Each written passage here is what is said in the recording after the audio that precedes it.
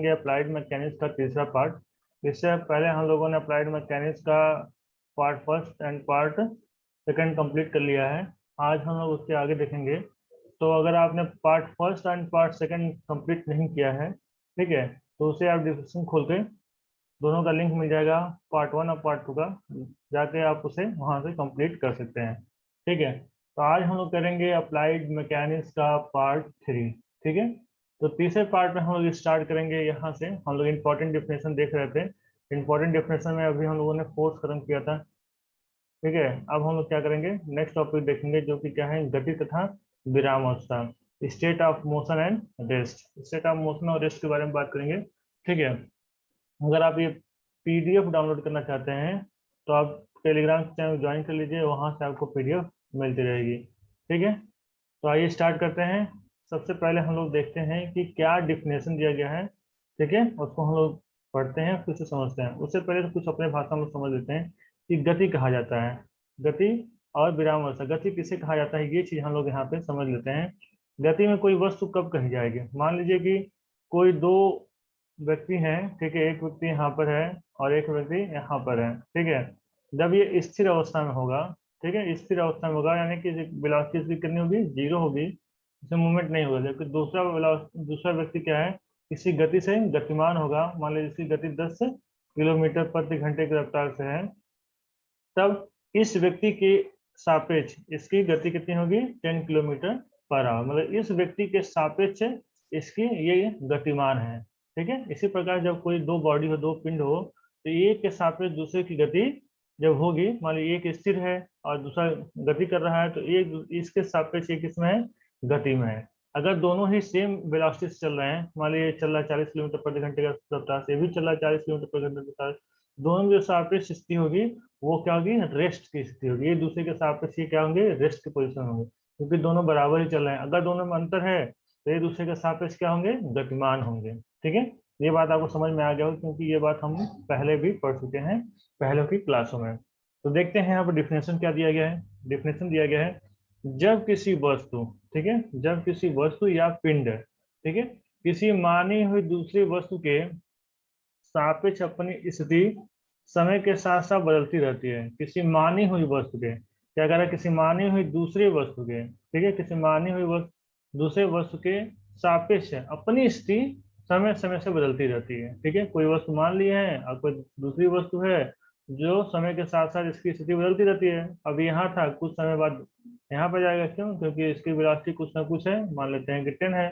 ठीक है, तो एक समय यहाँ पे होगा, कुछ समय बाद वो आगे बढ़ जाएगा। वही बात यहाँ कह रहा है, क्या कह रहा है, यहाँ बता रहा है, जब कोई वस्तु या पिंड किसी मानी हुई दूसरी वस्तु के सापेक्ष अपनी स्थिति समय के साथ साथ बदलती रहती है, तो उसे गति अवस्था में कहा जाता है।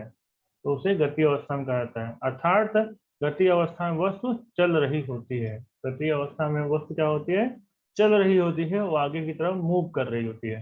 ठीक है, अब देखिए इसके विपरीत, जब कोई वस्तु किसी मानी हुई वस्तु के सापेक्ष अपनी स्थिति नहीं बदलती है, तो वस्तु को स्थिर या फिर विराम अवस्था में कहा जाता है। ठीक है, यहाँ पर कोई स्थिर स्थिर वस्तु है और यहाँ पर भी कोई स्थिर वस्तु है।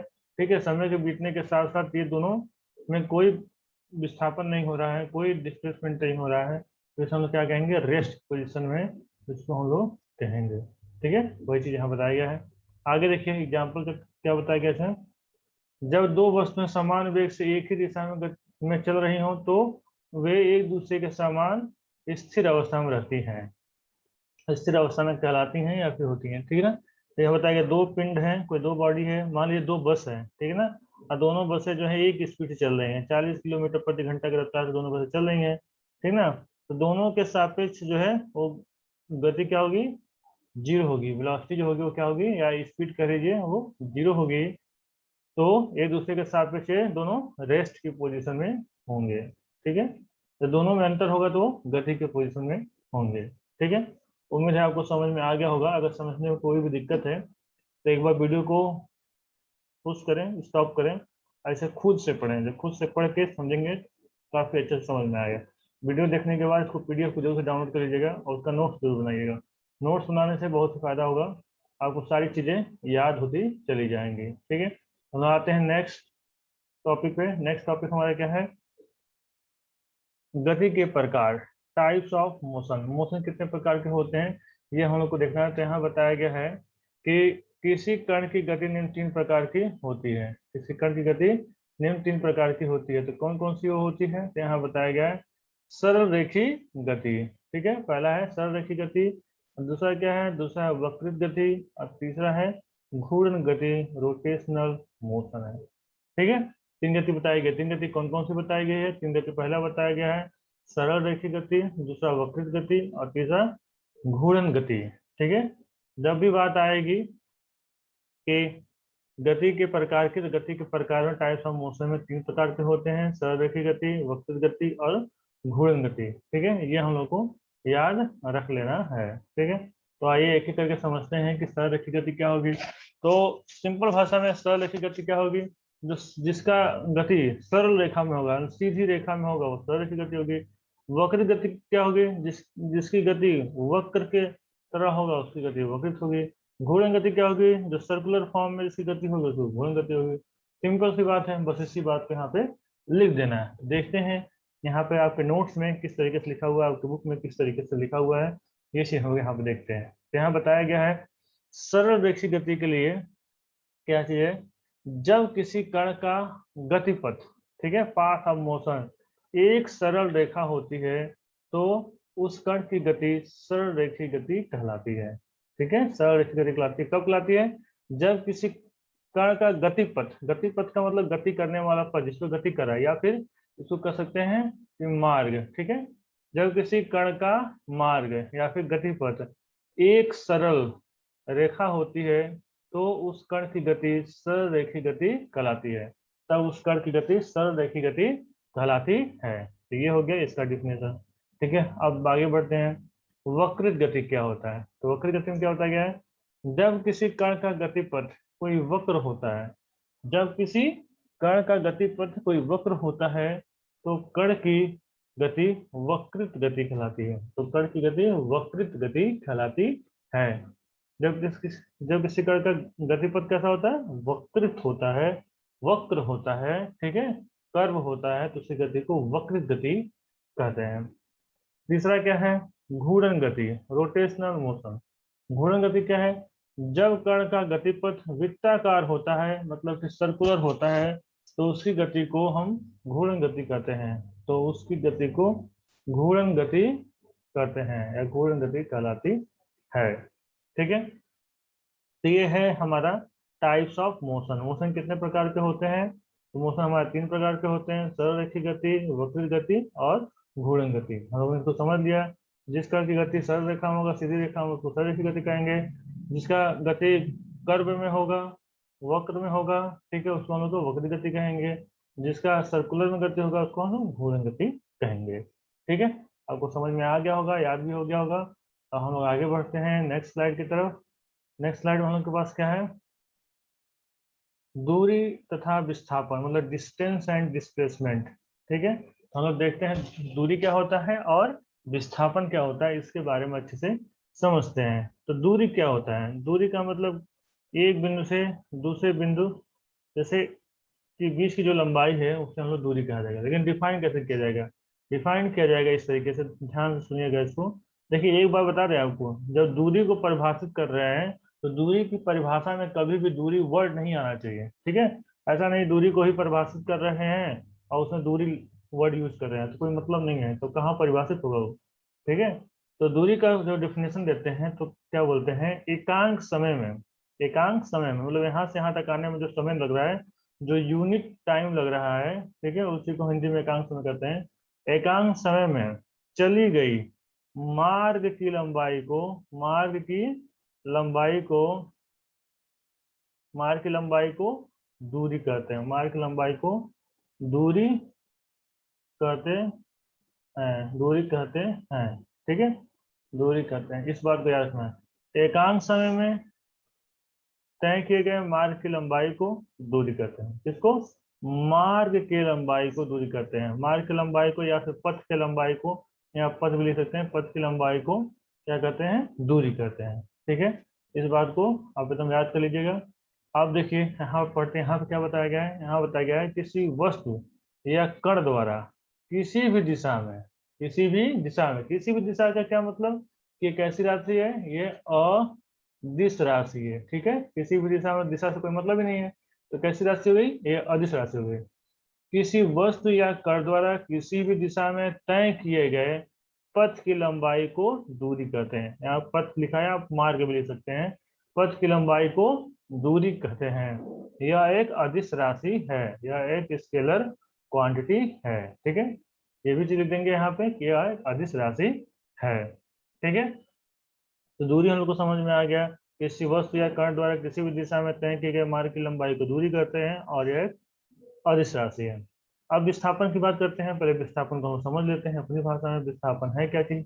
ठीक है, देखते हैं यहाँ से और यहाँ तक हम लोग को आना है। मान लीजिए ये पॉइंट ए है और ये पॉइंट बी है। पॉइंट ए से पॉइंट बी तक आने के लिए कोई भी हम पाथ फॉलो कर सकते हैं।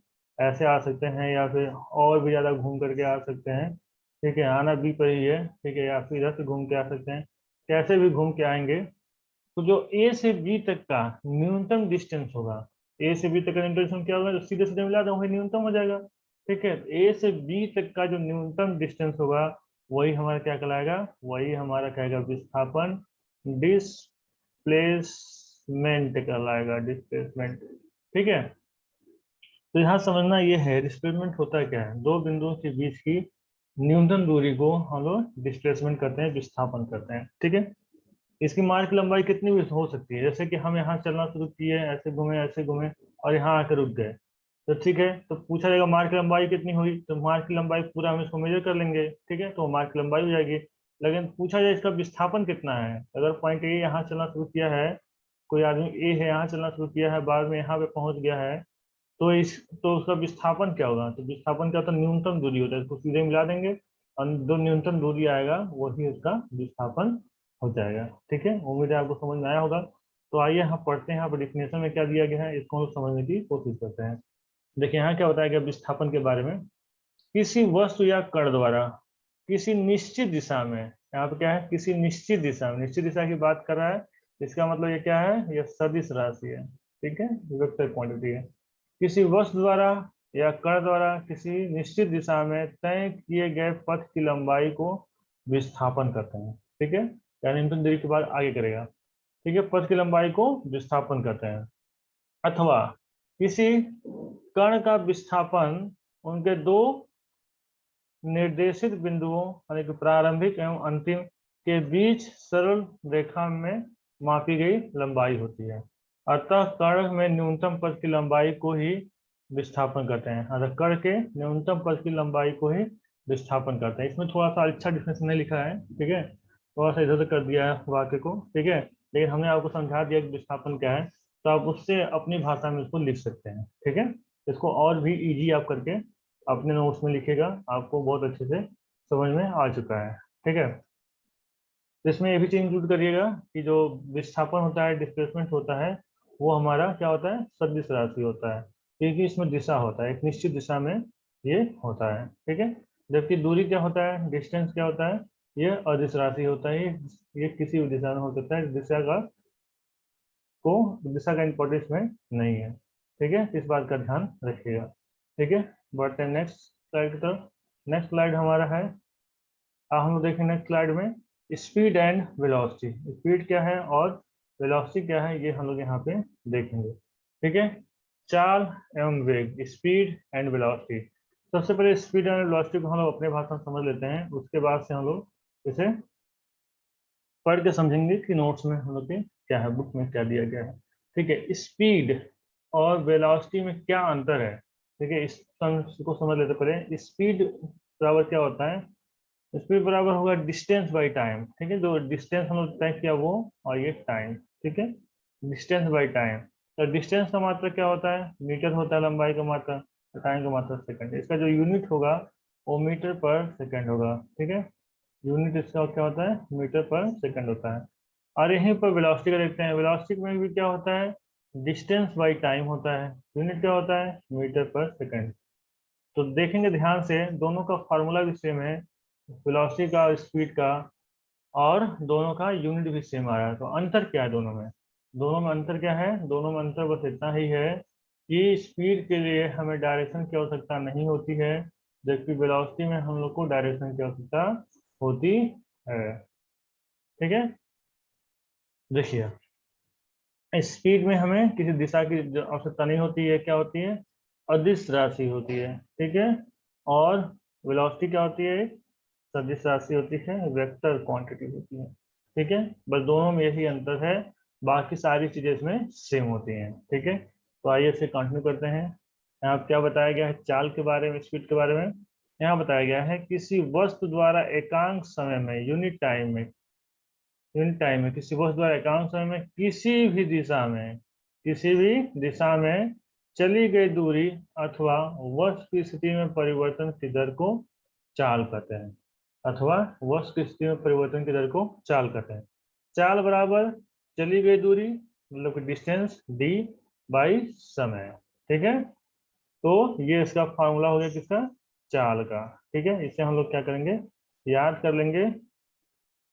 ये इस डिफिनेशन को हम लोग रिमेम्बर कर लेंगे, एकदम ध्यान में रखेंगे। चाल बराबर दूरी बटे समय होता है। ये हम लोग ने मैथ में भी पढ़ा हुआ है, ये फार्मूला पढ़ा है ना कि क्या होता है? चाल बराबर दूरी बटा समय होता है। ठीक है, ये चीज पढ़ा हुआ है, वही चीज यहाँ भी है। ठीक है ना, speed is equal to distance by time. ठीक है, तो ये चीज हम लोग को याद रखना है। आगे देखिए क्या होता है, क्या है? यह एक अदिश राशि है, स्केलर क्वांटिटी है। इसका मात्रक मीटर पर सेकंड होता है। इसका मात्रक क्या होता है? इसका मात्रक मीटर पर सेकंड होता है। ठीक है, देखिए यहाँ बताइए, इसका मात्रक मीटर पर सेकंड होता है। इसको शॉर्ट में कैसे लिख सकते हैं? एम बाई एस, हम जानते हैं इसको। अगर बड़ा मात्रक लेना हो तो क्या ले सकते हैं? Kilometre per hour, kilometre per hour. ठीक है, तो किलोमीटर लंबाई का मात्रक है, आवर समय का मात्रक है। ठीक है, प्रयोग करते हैं। ये इतनी चीज हो गई किसके बारे में? स्पीड के बारे में। तो हम लोगों ने स्पीड के बारे में अच्छे से समझ लिया है। अगर कहीं पर भी आपको डाउट हो तो कमेंट करके पूछ सकते हैं। ठीक है ना, तो आइए अब आगे बढ़ते हैं। आगे हम लोग के पास क्या है? आगे हम लोग पढ़ेंगे वेलोसिटी के बारे में। ठीक है, तो वेलोसिटी और स्पीड में कोई खास अंतर नहीं है, बस डायरेक्शन का अंतर है, बाकी सारी चीजें सेम है। तो यहाँ देखते हैं क्या बताया गया है। यहाँ बताया गया है, किसी वस्तु द्वारा एकांक समय में किसी निश्चित दिशा में, किसी वस्तु द्वारा एकांक समय में किसी निश्चित दिशा में, निश्चित दिशा की बात कर रहा है, किसी निश्चित दिशा में, दिशा विशेष में चली गई दूरी अथवा विस्थापन को वेग कहते हैं। दूरी अथवा विस्थापन को वेग कहते हैं। वेग एक सदिश राशि है, वेक्टर क्वांटिटी है। वेग तथा चाल के मात्रक समान होते हैं, यानी कि यहाँ वेलोसिटी का मात्रक क्या होगा? मीटर पर सेकेंड ही होगा। फॉर्मूले में velocity is equal to distance by time ही होगा। ठीक है, इस बात का ध्यान हमें रखना है। ठीक है, तो अब आगे बढ़ते हैं नेक्स्ट स्लाइड की तरफ, देखते हैं आगे क्या पढ़ना हम लोग को। नेक्स्ट टॉपिक है हमारा एक्सलेशन, त्वरण। ठीक है, तो त्वरण होता क्या चीज है? ठीक है, यहाँ पर त्वरण दिया गया है या फिर वेग वृद्धि, दो नाम दिया गया है। ठीक है, त्वरण को इंग्लिश में एक्सलेशन बोलते हैं। ठीक है, इसको हिंदी में त्वरण या फिर वेग वृद्धि भी कर सकते हैं। तो त्वरण होता क्या चीज है, सबसे पहले हम लोग इसे अपनी भाषा में समझ लेते हैं, फिर इसे देखा जाएगा यहाँ पर नोट्स में क्या लिखा गया है। त्वरण का मतलब समझ लीजिए, मान लीजिए कि कोई गाड़ी है जो कि आप चलाने चलाने जा रहे हैं। ठीक है, इसको लेके निकलने वाले हैं। ठीक है, तो ये स्टार्टिंग में इसकी वेलोसिटी कितनी होगी? जीरो होगी, जब वो स्टार्ट नहीं किए होंगे। ठीक है, जब स्टार्ट करके लेके आगे बढ़ने बढ़ने लगेंगे तो उसकी वेलोसिटी कितनी हो जाएगी? पहले 10 किलोमीटर पर आवर की स्पीड होगी। ठीक ना, धीरे धीरे बढ़ करके कितना हो जाएगा? 20 हो जाएगा। इसी प्रकार से आप उसे बढ़ा करके 40 भी कर देंगे और उसे बढ़ा करके 60 भी कर देंगे। ठीक है, इसी तरीके से स्पीड क्या होगी उसकी? बढ़ती रहेगी। तो स्पीड जीरो से लेकर के 10, 10 से 20, 20 से 40, 40 से जो 60 हो रहा है, इसमें वेलोसिटी क्या हो रही है? इंक्रीज हो रही है। ठीक है, वेलोसिटी इंक्रीज हो रही है, इसी को बोलते हैं वेग वृद्धि। वेग में क्या हो रहा है? वृद्धि हो रहा है। ठीक है, वेग वृद्धि को ही हिंदी में और क्या कहते हैं? इसको कहते हैं त्वरण। ठीक है, इसे क्या कहते हैं? त्वरण। और फिर इंग्लिश में क्या कहते हैं? इंग्लिश कहते हैं एक्सेलरेशन। ठीक ना, इसी चीज को बोलते हैं वेग वृद्धि। वेलोसिटी में क्या हो रहा है? वृद्धि हो रहा है, ये बढ़ता ही जा रहा है, तो बोलते हैं वेग वृद्धि। ठीक है ना। तो आइए हम लोग ने इसको अच्छे समझ लिया है। अब हम लोग इसको आगे देखते हैं, इसे यहाँ पे क्या बताया गया है। ठीक है। किसी वस्तु के वेग में वृद्धि दर यानी कि rate of change of velocity को त्वरण कहते हैं। यहाँ देखिए एक ही लाइन में बता दिया है, किसी वस्तु के वेग में वृद्धि दर को ही हम क्या कहते हैं, त्वरण कहते हैं। ठीक है। त्वरण को हम यहाँ पे यफ के द्वारा दिखाया गया है, तो आप इसे यफ से भी रिप्रेजेंट कर सकते हैं, या फिर ए से, क्योंकि ए से क्या होता है, एक्सलेशन होता है, तो ए से दिखा सकते हैं। ठीक है। तो उसमें क्या होता है, वेग वृद्धि, चेंज इन वेलोसिटी। ठीक है। चेंज इन वेलोसिटी यानी कि बी ऑफ बाई टाइम। ठीक है। यानी जो एक्सलेशन होता है A is equal to V by T होता है। ए क्या है, एक्सलेशन मतलब त्वरण बराबर वेग बटे समय होता है। ठीक है। अगर हिंदी में लिखें तो त्वरण बराबर क्या होगा, वेग बटे में समय। ठीक है। अभी हम लोग देखा वेग का मात्रक क्या होता है, मीटर पर सेकेंड, और समय का मात्रक क्या होता है, सेकेंड। ये नीचे आ जाएगा, इससे मल्टीप्लाई हो जाएगा, तो त्वरण का मात्रक क्या आ जाएगा, मीटर पर सेकेंड स्क्वायर। ठीक है। तो ये किसका मात्रक हो जाएगा, त्वरण का मात्रक हो जाएगा, क्या हो जाएगा, मीटर पर सेकेंड स्क्वायर। ये हो जाएगा त्वरण का मात्रक हो जाएगा। यहाँ पर दिया गया है त्वरण एफ का मात्रक मीटर प्रति सेकंड स्क्वायर है। तो हम लोग को याद रखना है कि त्वरण का मात्रक मीटर पर सेकंड स्क्वायर होता है, वेलोसिटी का मात्रक मीटर पर सेकंड होता है। ठीक है ना। ये चीज हम लोग को याद रख के चलना है। ठीक है। बहुत ही छोटी छोटी बातें हैं जो हम लोग क्लास 9th में भी पढ़े, 10th में भी पढ़े, अगर 11th 12th किया गया तो उसमें भी हम लोगों ने इसको पढ़ा हुआ है। ठीक है। तो बस फर्स्ट चैप्टर जो है मैकेनिक्स का, अप्लाइड मैकेनिक्स का जो फर्स्ट चैप्टर है वो इंट्रोडक्शन है। ठीक है। उसका नाम ही है इंट्रोडक्शन, अप्लाइड मैकेनिक्स के फर्स्ट चैप्टर का जो नाम है वो इंट्रोडक्शन ही है। इंट्रोडक्शन में किया क्या जा रहा है, जो भी फिजिक्स में आपने पढ़ा हुआ है बेसिक नॉलेज, उसी को यहाँ पे रिवीजन किया जा रहा है। ठीक है। उसको एक बार रिवीजन किया जा रहा है। इसके सेकंड चैप्टर में हम लोग मैकेनिक्स का वर्जन सीख पढ़ेंगे, उसमें कुछ न्यूमेरिकल भी हम लोग सॉल्व करेंगे। ठीक है ना। तो इस बात का ध्यान दीजिए, मैकेनिक्स जो हम लोग पढ़ रहे हैं बहुत इजी नहीं है। ठीक है। बहुत आसान नहीं है, थोड़ा सा इसमें मेहनत करने की जरूरत है। पहला चैप्टर आपको आसान लग सकता है क्योंकि सारी चीजें इसमें पढ़ी हुई हैं, लेकिन जैसे हम लोग सेकंड चैप्टर स्टार्ट करेंगे तो उसमें आपको कुछ सीखने को मिलेगा। आप कैलकुलेटर जरूर ले लीजिएगा 88 ms का। ठीक है ना। 88 ms का जो है फंक्शन जो है एफ एक्स जो आता है वो 88 ms का ले लीजिएगा, या आपको 400 रुपये तक मिल जाएगा, या फिर इससे ज़्यादा पड़ सकता है। ठीक है। आप इस कैलकुलेटर को ले लीजिएगा, कैश का लेंगे तो काफ़ी अच्छा रहेगा। तो हम लोग इस कैलकुलेटर का यूज करेंगे क्वेश्चन को सॉल्व करने के लिए, और ये आपके एग्जाम में जो एक्सटर्नल एग्जाम होता है आप उसमें भी इसको लेके जा सकते हैं। ठीक है। लेके जाना, जा नहीं सकते, लेके जाना ही है, तभी आप क्वेश्चन को सॉल्व कर पाएंगे। ठीक है।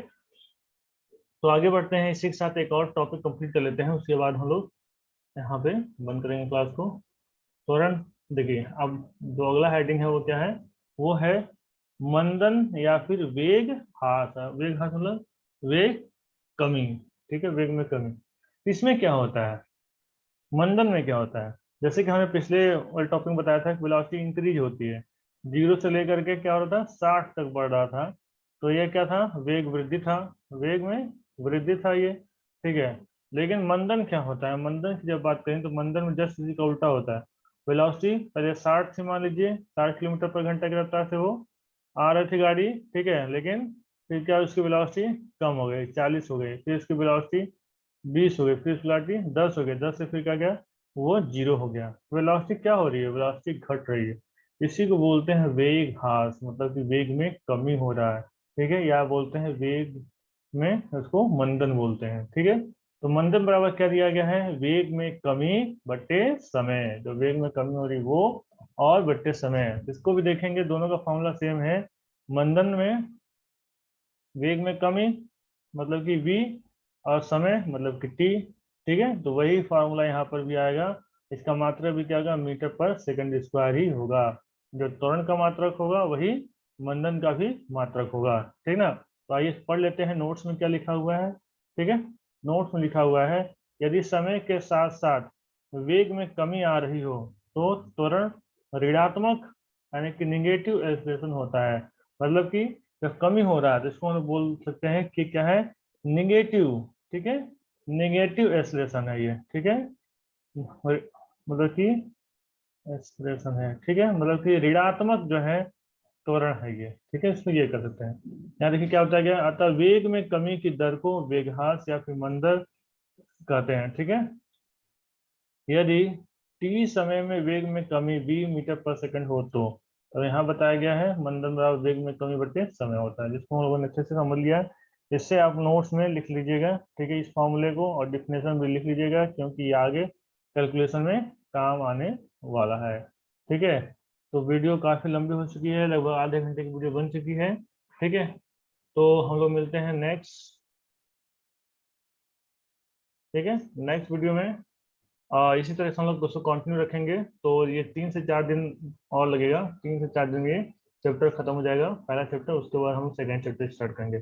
आपको वीडियो कैसा लग रहा है कमेंट करके बताइए, इसके साथ साथ ही अपने दोस्तों के साथ शेयर करिए जो कि पढ़ाई नहीं करें, क्योंकि कॉलेज तो इसमें चल नहीं रहा है, ठीक है, तो लेकिन पढ़ाई तो हम लोग कंटिन्यू रखनी है। तो आप लोग करना ये है कि अपने दोस्तों के साथ इसे शेयर करना है, जो भी क्लास के ग्रुप बना होगा आपका उसमें इसको शेयर करना है, ताकि सभी लोग पढ़ सकें। ओके, मिलते हैं नेक्स्ट वीडियो में। नेक्स्ट वीडियो हम लोग देखेंगे इसके आगे का टॉपिक। Okay, thank you.